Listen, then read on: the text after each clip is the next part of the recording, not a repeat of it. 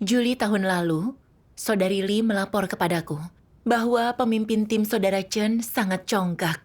Saat berkomunikasi, dia memaksa untuk didengarkan. Dan saat saudara-saudari memberi saran yang masuk akal, dia tidak mau mendengarkannya. Akibatnya, kemajuan pekerjaan terkait video tertunda. Setelah mendengar perkataan Saudari Lee, aku ingat pernah berhubungan dengan Saudara Chen sebelumnya. Dia merasa diri benar dan melakukan segala hal dengan caranya sendiri. Saat merasa saran orang lain tidak cocok, dia tidak mau menerimanya. Tak kusangka dia masih seperti ini. Jika bersikeras dengan caranya dan tidak mau berubah, berarti dia tak cocok menjadi pemimpin tim. Jadi ku beritahu Saudari Lee akan kuselidiki masalah ini. Lalu aku berpikir, pekerjaan terkait video adalah tanggung jawab Saudari Chang. Bukan tugasku untuk memutuskan siapa pemimpin tim yang cocok dan bagaimana kemajuannya. Jika terlalu ikut campur, aku mungkin dianggap tidak rasional. Jadi ku biarkan Saudari Chang menanganinya. Aku harus mencurahkan waktuku untuk tanggung jawab utamaku, pekerjaan Injil. Jadi aku memberitahu Saudari Chang tentang masalah Saudara Chen dan mengingatkannya untuk memperhatikan kinerja Saudara Chen. Setelah itu, aku merasa telah memenuhi tanggung jawabku dan tidak perlu menindaklanjuti lebih lanjut. Setelah itu, kulihat kemajuan produksi video masih sangat lambat. Aku mengetahui dari saudara-saudariku bahwa Saudara Chen bersikeras dengan caranya dan tak mau menerima saran, dia juga mengabaikan tugasnya. Begitu dia ada kesulitan, dia tak mau menghadapinya. Dalam tugasnya, perkembangan dia kecil. Kupikir, kenapa orang seperti dia bisa menjadi pemimpin tim? Haruskah kami mencari penggantinya? Kusampaikan pendapatku kepada Saudari Chang. Beberapa bulan kemudian, aku terkejut. Masih ada laporan masalah Saudari Chen kepadaku. Dia masih congkak dan bersikeras dengan caranya sendiri.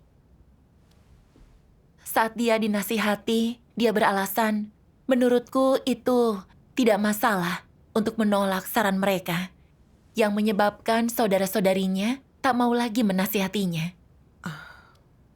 Mereka juga mengatakan kemajuan produksi video sangat lambat, dan bahwa beberapa video bahkan harus diulang berkali-kali.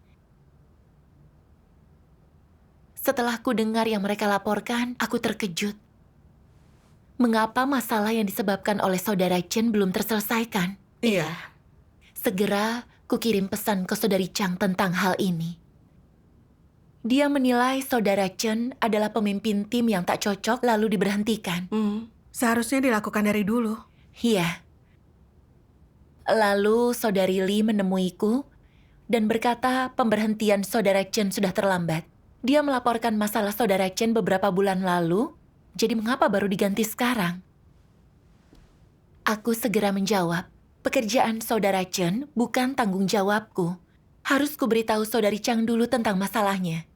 Lalu dia yang memutuskan apakah diberhentikan atau tidak. Aku tak boleh melangkahinya. Jika kulakukan, aku tampak tidak rasional. Saat itu, hanya ku beritahu Saudari Chang tentang masalah ini, tapi tidak menindaklanjuti. Jadi ini salahku juga. Namun, pekerjaan Saudara Chen tanggung jawab Saudari Chang dan dia sering berhubungan dengannya. Masalah Saudara Chen sangat jelas. Telah ku beritahu, tapi dia tidak memberhentikannya. Penundaan dalam pekerjaan adalah tanggung jawabnya. Saudari Lee terdiam setelah aku mengatakan itu. Lalu aku merasa bersalah. Aku mengetahui masalah Saudara Chen dan dia telah sering dilaporkan kepadaku. Namun, aku tidak pernah menindaklanjutinya. Aku tidak bertanggung jawab, tapi memikirkan alasan agar tidak disalahkan dan menyalahkan Saudari Chang sepenuhnya agar dia dianggap tidak bertanggung jawab dan bahwa penundaan produksi video tak ada kaitannya denganku. Aku sangat egois dan curang. Aku ingat bahwa segala hal yang kita hadapi setiap hari diizinkan oleh Tuhan. Di balik pertanyaan Saudari Lee ada kehendak Tuhan. Dalam hal pemberhentian Saudara Chen, aku tidak merenungkan pelajaran apa yang harus kupetik. Aku bingung apakah aku telah menyingkapkan watak rusak yang belum kusadari. Jadi aku berdoa, memohon Tuhan membimbingku dalam mengenal diri sendiri. Selama perenunganku, kubaca firman Tuhan yang menyingkapkan aspek egois dari antikristus yang memberiku pemahaman tentang keadaanku. Bagaimanakah terwujudnya keegoisan dan kemanusiaan keji antikristus? Dalam apapun yang menguntungkan status atau reputasi, mereka berupaya melakukan atau mengatakan apapun yang diperlukan, dan mereka rela menderita. Namun, jika menyangkut pekerjaan yang diatur oleh gereja, atau menyangkut pekerjaan yang bermanfaat bagi pertumbuhan hidup umat pilihan Tuhan, mereka sama sekali mengabaikannya. Bahkan saat pelaku kejahatan melakukan kejahatan sehingga pekerjaan gereja terganggu, mereka tetap tak peduli. Seakan hal ini bukan urusannya. Jika ditemukan dan dilaporkan perbuatan pelaku kejahatan, mereka pura-pura tidak melihat. Dalam pekerjaan apapun, orang yang adalah antikristus tidak pernah memikirkan kepentingan gereja. Mereka hanya mempertimbangkan kepentingan mereka sendiri, hanya memikirkan pekerjaan yang menguntungkan mereka. Bagi mereka, pekerjaan gereja hanyalah sesuatu yang dilakukan di waktu luangnya. Mereka tidak menganggapnya serius. Mereka seenaknya melakukan apa yang mereka suka. Dan hanya bekerja untuk kedudukan dan kekuasaan. Di mata mereka, pekerjaan gereja, mengabarkan Injil, dan jalan masuk kehidupan orang lain itu tidak penting. Kesulitan apapun yang dihadapi orang lain, masalah apapun yang mereka identifikasi dan laporkan, setulus apapun perkataan mereka, antikristus mengabaikannya dan tidak mau terlibat seakan itu tak berkaitan dengannya. Mereka sama sekali tidak peduli dengan urusan gereja. Bahkan mereka acuh tak acuh saat ada masalah di hadapan mereka. Hanya jika yang di atas menangani mereka, memerintahkan mereka untuk menyelesaikan masalah, barulah mereka melakukan sedikit pekerjaan nyata dan memberi yang di atas hal untuk dilihat. Setelah itu, mereka akan melanjutkan urusan mereka. Mereka tidak tertarik melalaikan pekerjaan gereja dan konteks yang lebih luas. Mereka mengabaikan masalah yang mereka temukan dan memberikan jawaban seadanya atau menggunakan perkataan mereka untuk mengabaikanmu. Ketika ditanya tentang masalah, hanya menanggapinya dengan sangat enggan. Ini adalah perwujudan dari keegoisan dan kekejian, bukan? Di mana ada saudara-saudari dan di mana Tuhan bekerja, bagaimana mungkin tempat-tempat semacam itu tidak disebut rumah Tuhan atau gereja? Antikristus hanya memikirkan hal-hal dalam lingkup pengaruh mereka. Mereka tidak peduli dengan tempat-tempat lainnya. Sekalipun mereka menemukan masalah. Parahnya, saat terjadi kesalahan dan menyebabkan kerugian, mereka tidak memperhatikannya. Mereka mengucapkan kekeliruan konyol. Saat ditanya, mengapa mereka begitu? Jangan mengomentari apa yang bukan urusanmu. Ini terdengar rasional dan mereka tampak mengerti batasannya dan tidak memiliki masalah lahiriah. Tetapi apa esensinya? Ini adalah perwujudan natur yang egois dan hina. Mereka bertindak hanya untuk diri sendiri, hanya untuk ketenaran dan keuntungan mereka. Mereka tidak sedang melaksanakan tugas. Inilah ciri khas lain dari kemanusiaan antikristus. Mereka egois dan hina. Amin. Amin.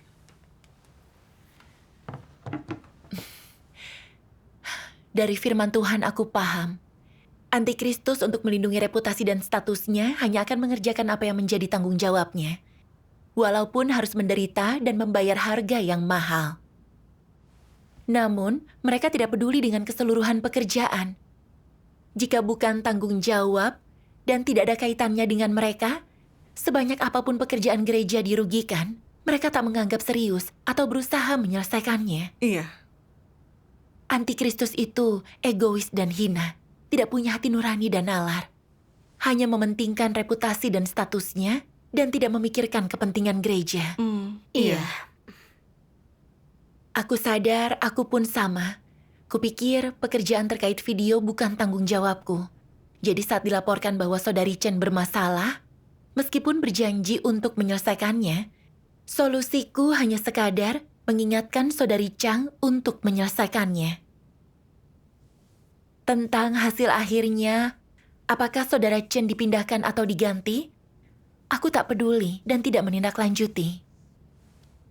Saat melihat pekerjaan itu tidak membuahkan hasil, aku hanya mengirim pesan untuk mengingatkan saudari Chang.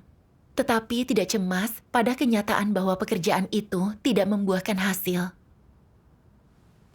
Namun mengingat kembali, aku sangat memperhatikan pekerjaan Injil yang merupakan tanggung jawabku. Aku selalu memperhatikan keadaan saudara-saudariku untuk melihat apa mereka menghadapi masalah dalam memberitakan Injil. Begitu ada masalah, aku menemui para pengawas untuk menyelesaikannya. Saat mendapati pemimpin tim dan pengawas yang tidak bertanggung jawab dalam tugasnya, atau saat mereka menghadapi masalah, aku segera bersekutu dengan mereka. Jika keadaan mereka tidak diselesaikan, pekerjaan Injil akan terhambat. Sehingga para pemimpinku akan berpikir aku tidak mampu melakukan pekerjaan nyata. Itu membahayakan statusku. Keduanya adalah pekerjaan gereja. Tapi ada perbedaan besar tentang pandanganku terhadap kedua pekerjaan ini. Aku sungguh egois dan hina. Kugunakan perkataan jangan mengomentari apa yang bukan urusanmu untuk berkata bahwa produksi video adalah tanggung jawab saudari Chang. Aku harus bijaksana tentang pemindahan personel dan membiarkan dia menyelidiki masalah apapun yang kulihat. Jika langsung ikut campur, aku tampak tidak rasional. Jadi, aku punya alasan untuk mengabaikannya. Jelas kulaksanakan tugasku dengan tidak bertanggung jawab dan tidak menyelesaikan masalah nyata, membuat pekerjaan gereja terpengaruh. Pada akhirnya, aku menggunakan rasionalitas sebagai alasan untuk mengelak. Aku sungguh licik dan curang. Aku teringat firman Tuhan. Di mana ada saudara-saudari dan di mana Tuhan bekerja, tak mungkin tempat itu tak disebut rumah Tuhan. Iya. Iya. Apapun natur pekerjaan itu adalah pekerjaan rumah Tuhan. Namun aku tidak peduli dengan pekerjaan gereja atau kepentingannya. Aku hanya peduli reputasi dan statusku. Aku tak punya kemanusiaan. Iya. Dulu, kurasa sudah cukup dengan melakukan pekerjaanku dengan baik. Pekerjaan orang lain tidak ada kaitannya denganku. Bahkan jika ada masalah, itu bukan tanggung jawabku.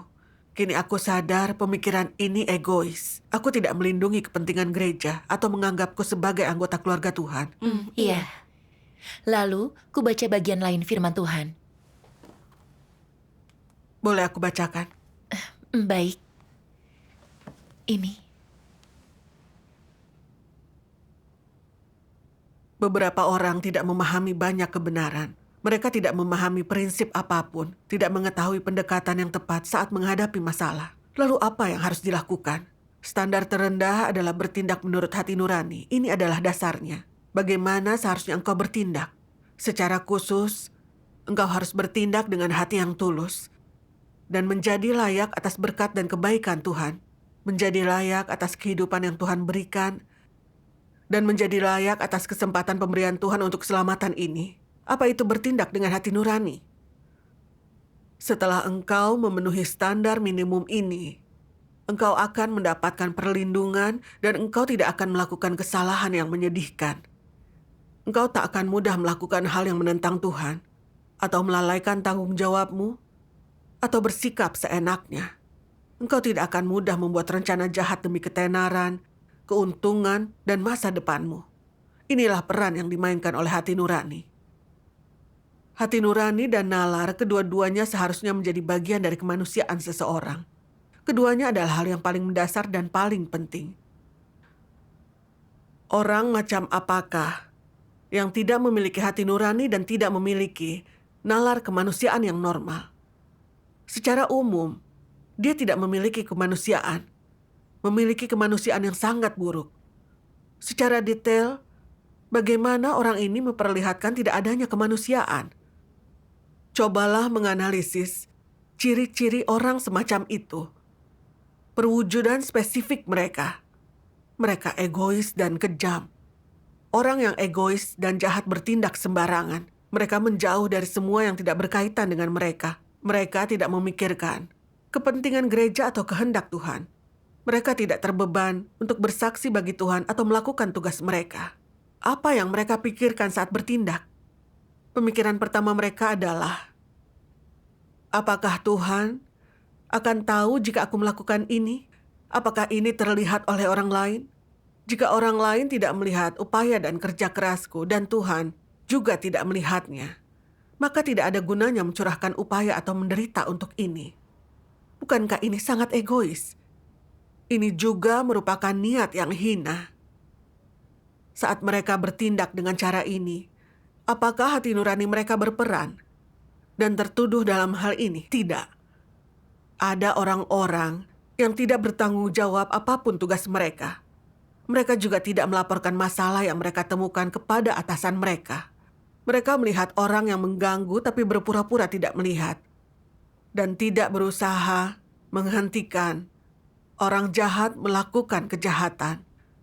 Mereka tidak memikirkan kepentingan gereja ataupun memikirkan tugas dan tanggung jawab mereka. Orang semacam ini tidak melakukan pekerjaan nyata apapun. Mereka adalah orang yang berhasrat akan kenyamanan.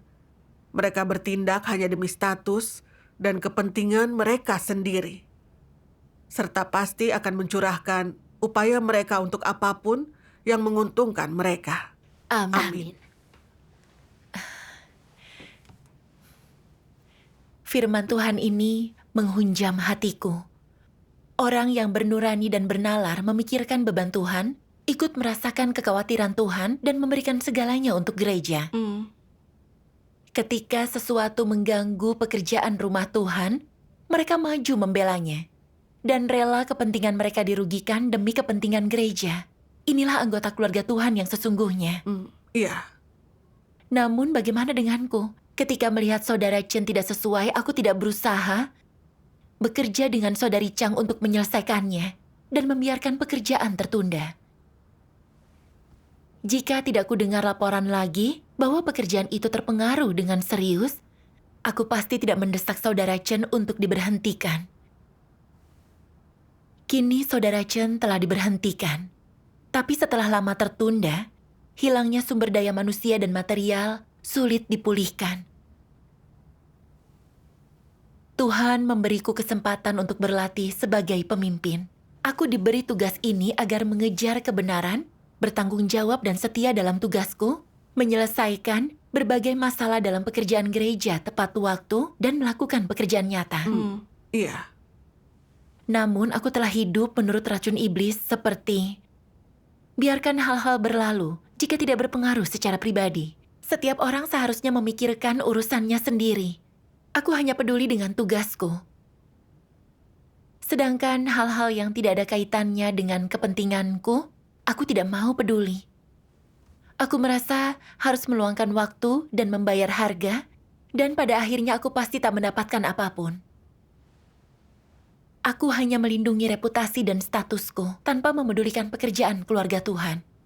Dan tidak berusaha membantu saat kepentingan gereja dirugikan. Aku egois, tidak peduli, tak punya hati nurani. Faktanya, sekalipun melakukan pekerjaan yang sudah jelas adalah tugasku dan memenuhi tanggung jawabku, semua yang kulakukan bukan untuk memuaskan Tuhan dan memenuhi tugas makhluk ciptaan, tapi untuk melindungi reputasi dan statusku sendiri.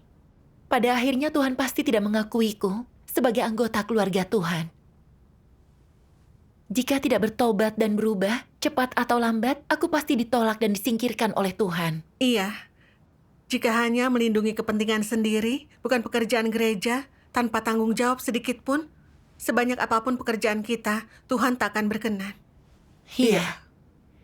Begitu aku sadar, aku berdoa kepada Tuhan bahwa aku mau bertobat dan tak mau egois, hina, dan hanya memikirkan kepentinganku. Lalu aku teringat dengan persekutuan Tuhan tentang tanggung jawab para pemimpin. Salah satunya adalah terus mengikuti keadaan para pengawas dari berbagai pekerjaan dan mereka yang bertanggung jawab atas pekerjaan penting, dan dengan segera mengalokasikan kembali untuk mencegah kerugian karena menggunakan orang yang tidak tepat dan menjamin efisiensi kemajuan pekerjaan. Ada firman Tuhan lain yang berkesan bagiku. Mari kita saksikan videonya. Iya.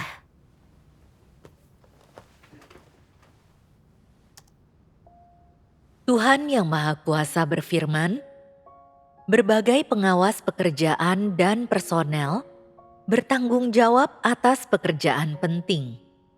Apakah entah mereka memiliki kenyataan kebenaran, berprinsip dalam tindakan mereka, dan mampu melakukan pekerjaan gereja dengan baik atau tidak? Apakah ini hal yang sangat penting?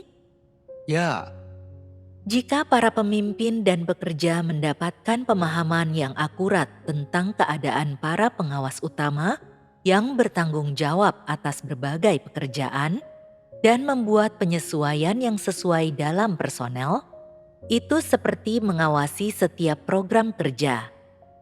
Ini sama artinya dengan memenuhi tanggung jawab dan tugas mereka. Jika para personel ini tidak diatur dengan benar dan muncul masalah, pekerjaan gereja akan sangat terpengaruh. Jika para personel ini memiliki kemanusiaan yang baik, memiliki dasar dalam iman, bertanggung jawab dalam menangani masalah, dan mampu mencari kebenaran untuk menyelesaikan masalah-masalah, maka menempatkan mereka sebagai penanggung jawab pekerjaan akan mengurangi banyak masalah. Yang penting adalah pekerjaan dapat berjalan dengan lancar. Namun, jika para pengawas tim tersebut tidak dapat diandalkan, memiliki kemanusiaan yang buruk dan tidak berperilaku baik, serta tidak menerapkan kebenaran, dan selain itu cenderung menyebabkan gangguan, maka mereka pasti akan mengacaukan segalanya, dan ini akan membahayakan seluruh pekerjaan gereja dan akan memengaruhi jalan masuk kehidupan umat pilihan. Ini akan sangat berpengaruh. Jika pengawas sekadar tidak serius atau melalaikan kewajiban mereka, hal ini dapat menyebabkan penundaan dalam pekerjaan. Kemajuan pekerjaan akan menjadi agak lebih lambat dan pekerjaan menjadi agak kurang efisien. Namun, jika mereka adalah antikristus, masalahnya menjadi serius. Ini bukanlah masalah bekerja dengan cara yang sedikit tidak efisien dan sedikit tidak efektif. Mereka akan mengganggu dan merusak semua pekerjaan yang menjadi tanggung jawab mereka. Karena itu, terus mengetahui status pengawas dari setiap pekerjaan dan personel penting lainnya dan membuat penyesuaian dan pemberhentian yang tepat waktu bukanlah kewajiban yang bisa dihindari oleh para pemimpin dan pekerja. Ini adalah pekerjaan yang sangat serius, sangat penting. Jika para pemimpin dan pekerja dapat mengikuti perkembangan kepribadian dari berbagai pengawas dan staf utama, dan mengikuti perkembangan sikap mereka terhadap kebenaran, serta terhadap keadaan dan perwujudan mereka di setiap tahap, dan dapat dengan segera menyesuaikan atau menangani hal-hal ini sesuai dengan keadaan tersebut, maka pekerjaan dapat berjalan dengan lancar. Sebaliknya, jika orang-orang ini berperilaku liar dan tidak melakukan pekerjaan nyata di dalam gereja, dan para pemimpin dan pekerja tidak segera mengidentifikasi hal ini dan membuat penyesuaian, dan akhirnya menunggu sampai pekerjaan itu telah rusak parah sebelum mengidentifikasi masalah, yang berarti menangani masalah setelah menjadi serius dan baru kemudian berusaha dengan santai menyesuaikan, memperbaiki dan memulihkan situasi. Itu berarti para pemimpin dan pekerja semacam itu telah gagal total dalam kewajiban mereka. Mereka adalah para pemimpin palsu. Para pemimpin palsu tidak pernah mencari informasi ataupun berusaha mengetahui keadaan aktual dari para pengawas kelompok. Mereka juga tidak mencari informasi ataupun mencari keterangan atau berusaha untuk memahami situasi tentang jalan masuk kehidupan, serta sikap terhadap pekerjaan dan tugas, sikap terhadap kepercayaan kepada Tuhan, kebenaran, dan Tuhan dari para pengawas kelompok dan personel, yang bertanggung jawab atas pekerjaan penting. Para pemimpin palsu tidak mencari informasi tentang perubahan mereka, kemajuan mereka, atau berbagai masalah yang muncul selama pekerjaan mereka, khususnya yang berkaitan dengan dampak kesalahan dan penyimpangan yang terjadi selama berbagai tahap pekerjaan terhadap pekerjaan gereja dan umat pilihan Tuhan. Para pemimpin palsu tidak mengetahui apapun tentang apakah kesalahan dan penyimpangan ini telah ditangani. Karena tidak mengetahui apapun tentang semua rincian ini, mereka menjadi pasif ketika masalah muncul. Ketika para pemimpin palsu bekerja, mereka tidak peduli dengan semua rincian ini. Mereka hanya mengatur para pengawas kelompok dan kemudian menganggap tugas mereka sudah selesai setelah menyerahkan pekerjaan. Mereka yakin bahwa sesudah melakukan hal itu, pekerjaan mereka telah selesai dan masalah-masalah selanjutnya tidak ada kaitannya dengan mereka. Karena pemimpin palsu gagal mengawasi, membimbing, dan menindaklanjuti para pengawas dari masing-masing kelompok karena mereka gagal memenuhi tanggung jawab mereka di area ini, pekerjaan menjadi kacau. Inilah yang dimaksud dengan bersikap lalai sebagai pemimpin atau pekerja. Tuhan melihat batin terdalam manusia.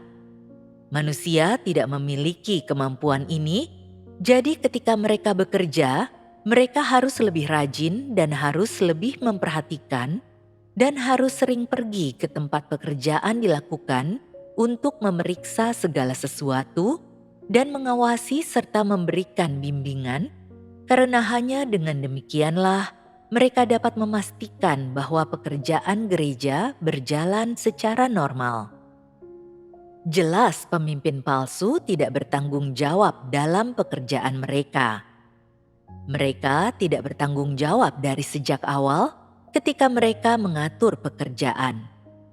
Mereka tidak pernah mengawasi, menindaklanjuti, dan menawarkan bimbingan.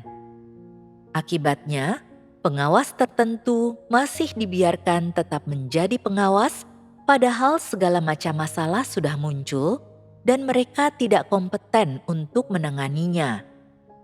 Pada akhirnya, pekerjaan berulang kali tertunda, segala macam masalah tetap tak terselesaikan, dan pekerjaan hancur. Inilah akibat kegagalan pemimpin palsu untuk memahami, mengawasi, dan menindaklanjuti pengawas. Ini sepenuhnya disebabkan oleh kelalaian pemimpin palsu dalam melakukan tugasnya. Mengenai apakah pengawas melakukan tugasnya dengan baik dan apakah mereka telah melakukan pekerjaan nyata, karena pemimpin palsu tidak melakukan pemeriksaan, tidak sering mencari informasi tentang apa yang sedang terjadi, dan tidak memiliki pemahaman terkini tentang situasinya, mereka sama sekali tidak mengetahui seberapa baik para pengawas sedang bekerja, kemajuan apa yang sedang mereka buat, dan apakah mereka sedang melakukan pekerjaan nyata atau hanya meneriakkan slogan dan menggunakan fenomena lahiriah tertentu untuk memperlakukan yang di atas dengan asal-asalan. Ketika ditanya tentang pekerjaan pengawas tertentu dan pekerjaan apa yang secara khusus sedang mereka lakukan, mereka menjawab, "Aku tidak tahu." Bagaimanapun juga, mereka tidak pernah menyebutkan hal lain ketika aku berbicara tentang pekerjaan dengan mereka. Sejauh inilah pengetahuan para pemimpin palsu. Mereka secara keliru yakin bahwa apabila para pengawas tidak melalaikan tanggung jawab mereka dan selalu siap untuk bekerja setiap saat jika dibutuhkan, maka tidak ada masalah dengan pengawas ini. Beginilah cara kerja para pemimpin palsu. Apakah ini merupakan indikasi kebohongan? Bukankah mereka sedang gagal memenuhi tanggung jawab mereka? Ini adalah kelalaian tugas yang menyedihkan. Amin. Amin.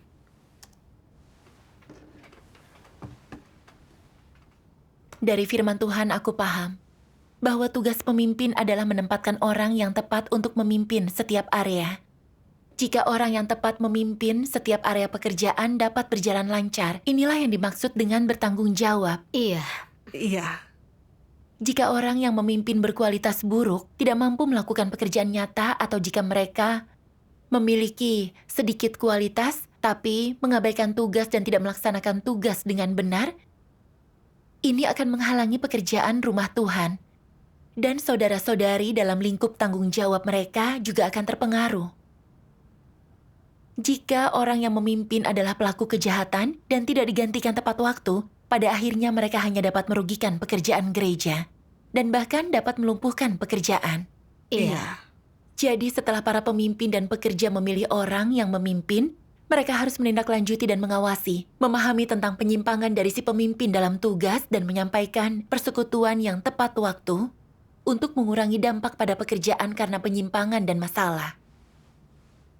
Pemimpin yang berkualitas buruk dan tidak melakukan pekerjaan nyata juga harus segera diberhentikan agar pekerjaan berjalan normal. Inilah tanggung jawab sebagai pemimpin. Benar. Jika kita menunggu pemimpin yang tidak sesuai menyebabkan kerusakan besar baru memberhentikannya, artinya kita lalai dan kita adalah pemimpin palsu. Iya. Aku tidak bertanggung jawab langsung atas pekerjaan Saudara Chen, tapi sebagai pemimpin gereja, karena masalah tentang dia dilaporkan kepada aku bertanggung jawab menindaklanjuti untuk melindungi pekerjaan gereja, tetapi aku mempertahankan sikap yang tidak bertanggung jawab, sehingga masalah tertunda dan pekerjaan dirugikan. Ini adalah perilaku pemimpin palsu. Pada saat yang sama, aku teringat tentang Saudari Chang. Dia bertanggung jawab atas pekerjaan Saudara Chen dan selalu berhubungan dengannya. Saat itu, sering kuingatkan bahwa Saudara Chen punya masalah. Namun, apa dia menindaklanjuti keadaan Saudara Chen? Jika iya, seharusnya dia tahu Saudara Chen tak cocok menjadi pemimpin tim. Mengapa dia tidak menggantikan Saudara Chen? Jika dia mengetahui dan tidak menggantikannya, dia salah satu pemimpin palsu yang disingkapkan oleh Tuhan. Iya. Lalu aku bertanya kepada Saudari Chang. Dia berkata tidak mengetahui masalah Saudara Chen. Dulu dia tidak menganggap serius perkataanku dan tidak menyelidiki kinerja Saudara Chen. Iya, dia tidak menyelesaikan masalah nyata. Ini kelalaian yang serius. Iya. Pemimpinku mengirim 2 evaluasi tentang Saudari Chang. Mereka melaporkan bahwa Saudari Chang melakukan tugasnya tanpa terbeban dan tidak menindaklanjuti pekerjaan yang berdampak serius pada kemajuan pekerjaan. Ketika masalah ini muncul, dia tidak merenungkan dirinya. Dia sering tertidur di pertemuan. Setelah membaca ini, aku makin merasa bahwa Saudari Chang adalah pemimpin palsu. Aku tidak bertanggung jawab dalam hal Saudara Chen, dan karena aku gagal memberhentikannya tepat waktu, pekerjaan terkait video jadi tertunda. Setelah masalah Saudari Chang begitu jelas, tak bisa lagi kuabaikan. Iya. Aku teringat firman Tuhan. Apapun tugasmu, jika engkau bertindak sesuai prinsip kebenaran, itu artinya engkau memenuhi tanggung jawabmu. Bersikap seenaknya berarti bertindak sembrono. Hanya jika engkau berpegang pada prinsip kebenaran, artinya engkau bertanggung jawab. Dan ketika engkau memenuhi tanggung jawabmu, bukankah ini adalah perwujudan kesetiaan? Ini adalah wujud kesetiaan terhadap tugasmu. Hanya jika engkau punya rasa tanggung jawab ini, punya tekad ini, dan engkau punya ungkapan kesetiaan terhadap tugasmu, barulah Tuhan akan memandangmu dan memperkenan dirimu. Jika engkau bahkan tidak memiliki rasa tanggung jawab ini, Tuhan akan memperlakukanmu sebagai orang pemalas, orang bodoh, dan akan memandang rendah dirimu. Itu berarti tidak menghormatimu, tidak menganggapmu serius, dan memandang hina dirimu. Amin. Firman Tuhan sangat jelas. Hanya mereka yang punya sikap serius dan bertanggung jawab yang melakukan penyelidikan, barulah dapat dikatakan memperlakukan tugasnya dengan setia. Iya. Beberapa orang menjadi pemimpin tetapi tidak melakukan pekerjaan nyata tidak bertanggung jawab, dan bertindak sembarangan, mengendur, dan sekadarnya. Orang semacam itu punya kemanusiaan yang buruk dan tak dapat dipercaya. Tuhan membenci orang-orang semacam itu. Iya. Dari firman Tuhan, aku juga menemukan jalan penerapan. Saat dihadapkan dengan berbagai masalah, aku harus dengan segera menyelidiki dan menanganinya sesuai dengan prinsip. Dan secara proaktif memenuhi tanggung jawabku. Hal ini sesuai kehendak Tuhan. Iya. Iya. Saudara-saudari melaporkan kelalaian tugas saudari Chang. Jika benar, maka itu akan memengaruhi kemajuan pekerjaan. Juga membahayakan jalan masuk kehidupan saudara-saudariku. Jadi aku harus segera mengetahui kinerja saudari Chang dalam tugasnya dan mengevaluasi apa dia memenuhi syarat untuk menjadi pemimpin. Jadi, kutemui pemimpinku untuk membahasnya, yang juga mengetahui perilaku saudari Chang. Kami memverifikasi laporan itu dan memutuskan bahwa laporan tentang masalahnya adalah benar. Saudari Chang adalah pemimpin palsu yang tidak melakukan pekerjaan nyata. Jadi kami memberhentikannya hari itu juga. Setelah melakukan hal ini, aku merasa sangat tenang. Syukur kepada Syukur Tuhan. pada Tuhan. Melalui pengalaman ini, aku sadar naturku sangat egois. Aku tidak sehati dengan Tuhan, hanya memikirkan kepentinganku. Dan masih jauh dari memenuhi tuntutan Tuhan. Jika bukan karena penghakiman firman Tuhan dan pengungkapan fakta, aku pasti tidak pernah menyadari kekuranganku dan pasti tidak pernah mencapai perubahan sejati. Aku juga memahami bahwa bertanggung jawab dan melindungi kepentingan rumah Tuhan, hanya itu cara punya kemanusiaan dan mendapat perkenanan Tuhan. Dan hanya dengan cara inilah kita dapat merasakan kedamaian. Iya, syukur iya. kepada Syukur Tuhan. kepada Tuhan.